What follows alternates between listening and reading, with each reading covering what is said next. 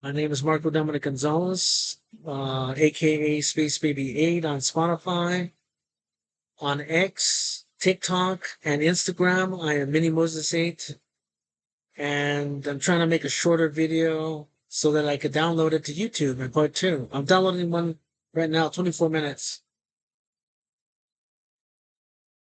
Um, but I'm gonna try to make a shorter video of showing it up.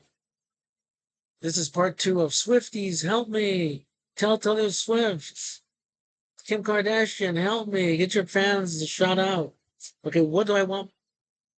What do I want the Swifties and Kim Kardashian fans to shout out?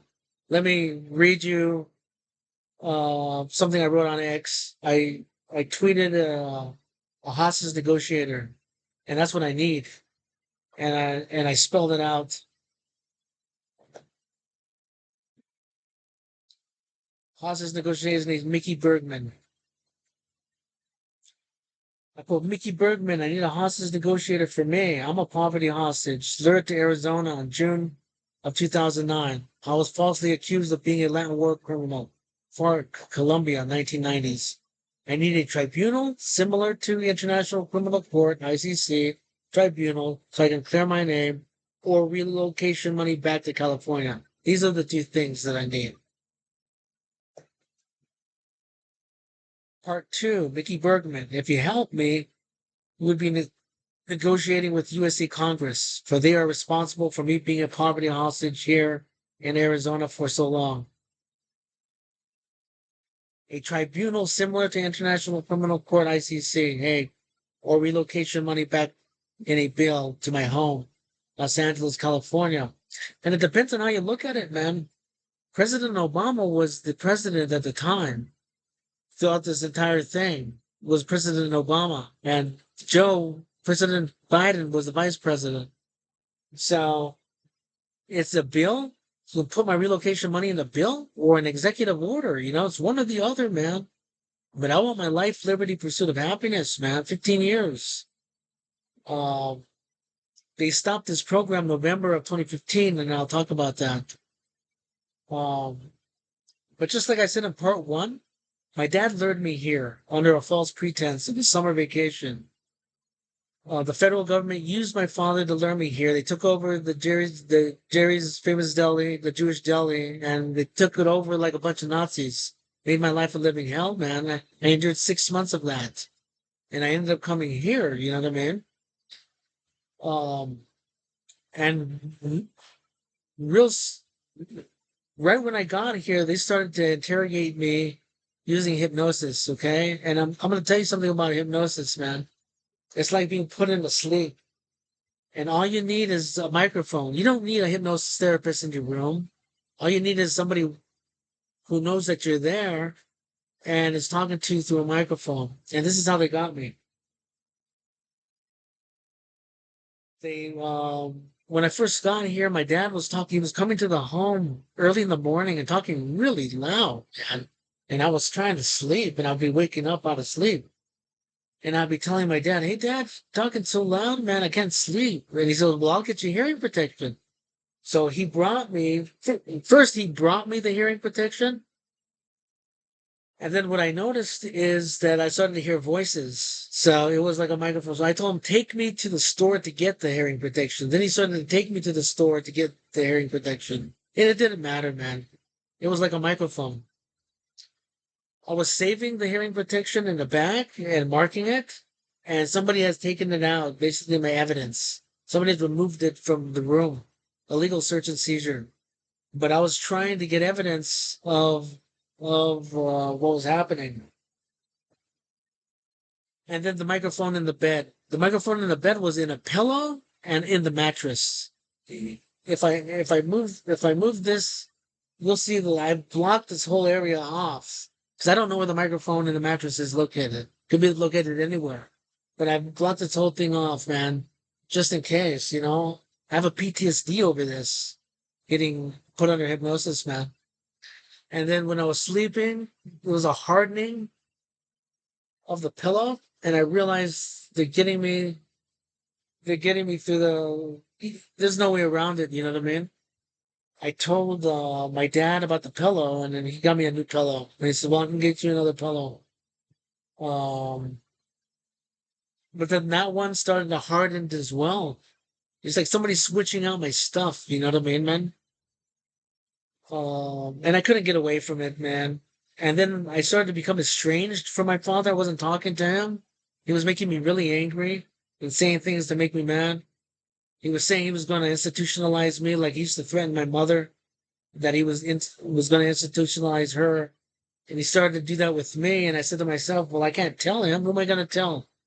Who am I going to tell that I'm hearing voices that are interrogators interrogating me on being a Latin war criminal? Who am I going to tell, man? You know what I mean?" And that's what they were doing. They were interrogating me on being a Latin war criminal. Two men, one woman. They identified themselves as CIA interrogators. One of the man's voices was sounded like Frank Sinatra on a nice deeper tone. He was a good cop. One of the man's voices had a higher tone. He has a similar tone to a Dr. Wellner. The Dr. Wellner was on GMA during Sandy Hook massacre. He was a doctor that they had on, and he has the same tone as Dr. Wellner. And the woman had a tone of a Nancy Snyderman. She used to be on Today's Show. She has a deeper tone. And this woman had a little rasp in the tone. And these are the three interrogators. Um, and they said, "This is Guantanamo Bay, USA. This is the first of its kind. I'm the first." Yeah, I believe them, man. You know what I mean? Instead of waterboarding me, they were using a sonic technology, the Havana Syndrome technology. If you go on my X and you arrow down to Easter, I tweet about the Havana Syndrome technology. It hurts, man. It's a medium to high wave. It hurts. If it's low wave, it'll put you to sleep.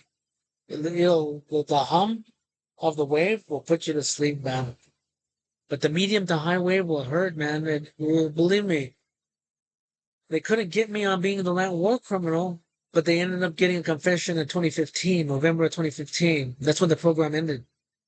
When Donald got elected, the program was over. They're afraid of Donald Trump, the deep state.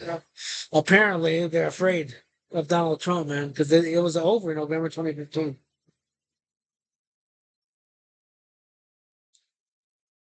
Let me read you a tweet. I tweeted Sofia Vergara. This Latin war criminal is linked to some very beautiful women, man.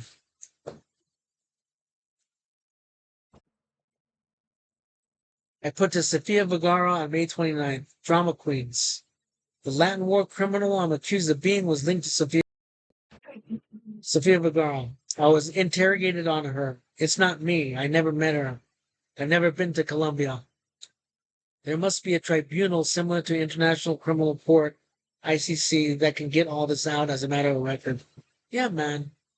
They this man is linked to Sofia Vergara, Talia, the Mexican singer. She has a great song, Amor a la Mexicana. Linked to Nurka Marcos. She has a great song called Pitbull recently. It's a really good one. It's like Caribbean. I think Nurka Marcos is Cuban Mexican. And then Dana Garcia, who's a Colombian actress. This man has had romantic relationships with all four women. I wish, man. I wish I could get those girls. I resemble this guy in personality and likeness, but it's not me, man. I never made the switch with this man, man. It was never the switcheroo. I got some good training in the Marine Corps, for a reason, but I never made the switch with the guy. And then November 2015, they said that they had drone footage of me on a horse with Vladimir Putin and three generals. And that this was the day that they were going to execute Vladimir Putin. And they go, who? Who, Nico? They were calling me Nico. Nico was a name that this girl from China, when I was in Hong Kong, when I was in the Marine Corps, she gave me the nickname of Nico.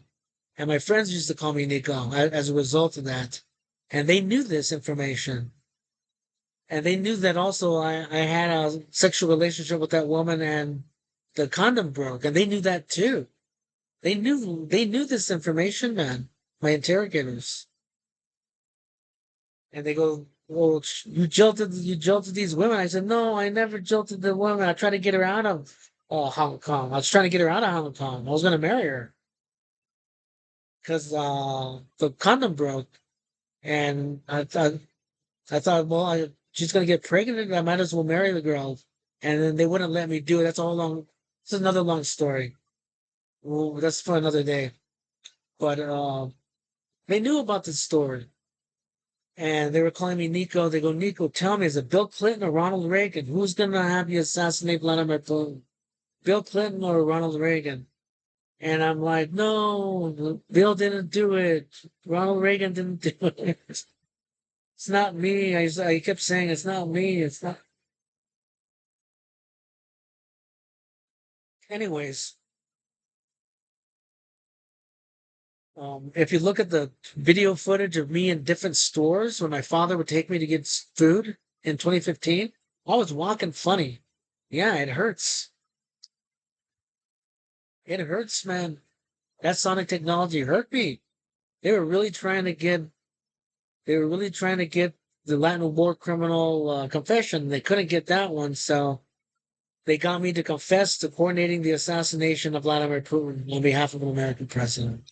Maybe we'll talk about that on the third video because I'm trying to make a really short video, shorter than normal. But yeah, man, I've been put through it, dude.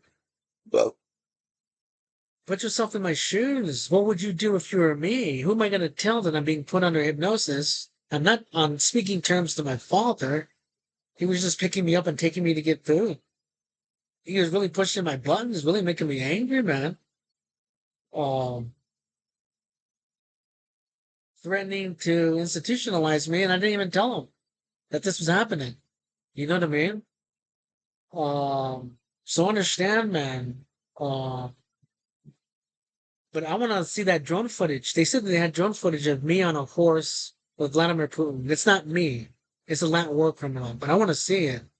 I want to see. Can you see a guy that looks like me on a horse? Drone footage wasn't that good in the late 1990s, man. It's not as good as it is now. So I don't know, man. I don't know if they were lying about that one or if that one's the truth, but apparently it was enough to get me to confess falsely, make a false confession. You know what I mean? Um. Okay. I'm trying to make a shorter video. I want to give the shout out for Juneteenth, end of slavery. I'm under some type of poverty. This is like um, I'm a poverty hostage in a lot of ways. But Juneteenth is supposed to be for the end of slavery. This is a different kind of slavery. It's Orwellian slavery. I don't know what you would call it.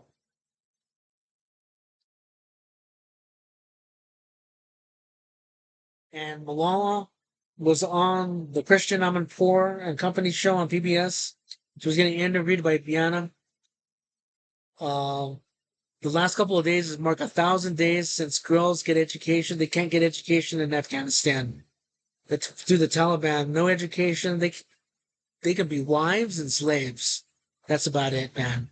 So I tweeted, um, and I'm just telling you, I never wanted us to get out of Afghanistan. I even tweeted the president, Joe Biden, man. I'm like, no, let's get our money back. Let's get our trillions of dollars of money back. Let's partner with the Afghan government for natural resources until we get our money back, so that we're not going away empty-handed. You know what I mean? And then we keep a small footprint so that we can make sure that we're on top of terrorism over there. I mean, I don't understand why we got out of Afghanistan completely, and it's not a free country anymore. These women don't have freedom, and I have solidarity with the women and girls of Afghanistan. Here's to you, ladies.